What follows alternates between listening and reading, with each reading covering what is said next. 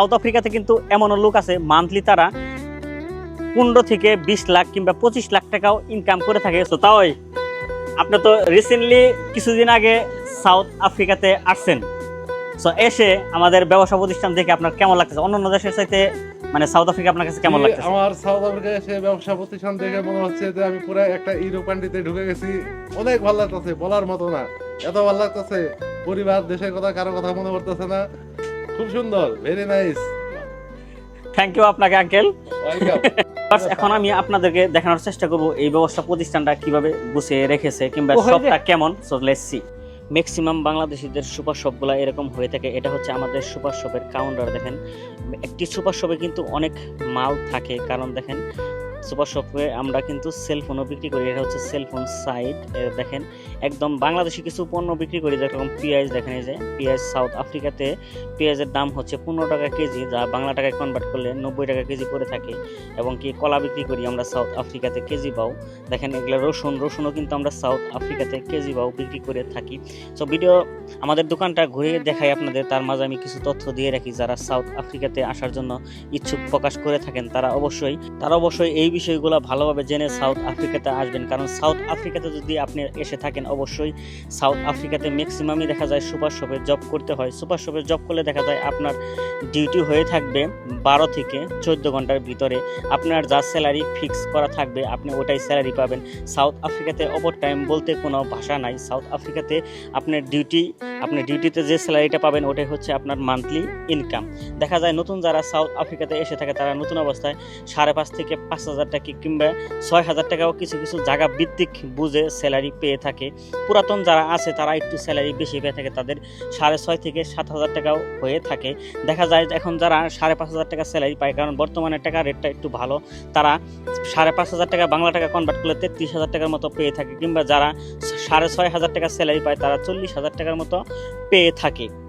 আপনি যখন একটি সুপার শপে জব করবেন আপনার যাবতীয় খরচ মালিক পক্ষ বহন করে থাকে সাউথ আফ্রিকাতে। যেরকম আপনার চুল কাটবেন, আপনি খেয়ে হতে যাবেন, এটাও মালিক পক্ষ পে করে থাকে। কিন্তু শুধু আপনার কিনতে হবে।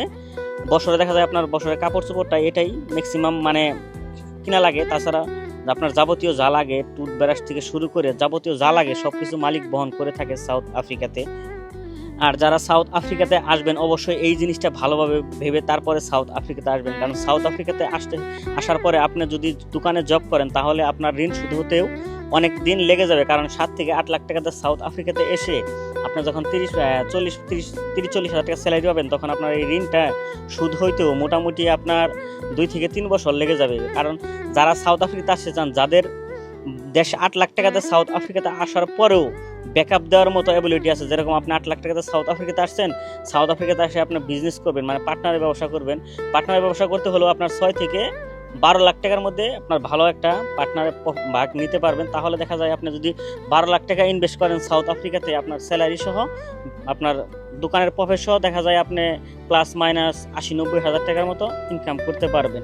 আর আরেকটা কথা বলে থাকি, সাউথ আফ্রিকাতে যারা আসতে চান অবশ্যই এই জিনিসটা ভালোভাবে মাথায় নিয়ে আসবেন। কারণ সাউথ আফ্রিকাতে আসলেই অন্য দেশে যেরকম মিডল ইস্টে থেকে আপনার সৌদি, দুবাই, মালয়েশিয়া, কাতার থেকে ইজিলি আসা যায়, সাউথ আফ্রিকা থেকে কিন্তু অতটা ইজিলিতে আসা যায়। সো কথা বলতে বলতে আমি দোকানের বাইরে চলে আসছি। এখন আপনাদের মাঝে কথা বলার চেষ্টা করব সাউথ আফ্রিকার স্থানীয় নাগরিকের সাথে। হাই গাইস, সো এখন আমাদের শপের আমরা বাইরে আসছি। সো আমি আপনাদের মাঝে কথা বলার চেষ্টা করব সাউথ আফ্রিকার একজন নাগরিকের সাথে।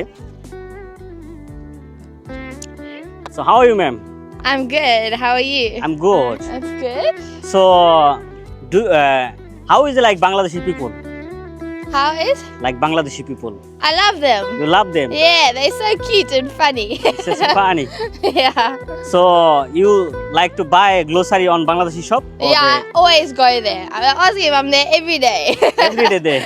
Every day. So that is your dog. Always you. These are my dogs. That's That is your Phoebe dog. and that's Lexi.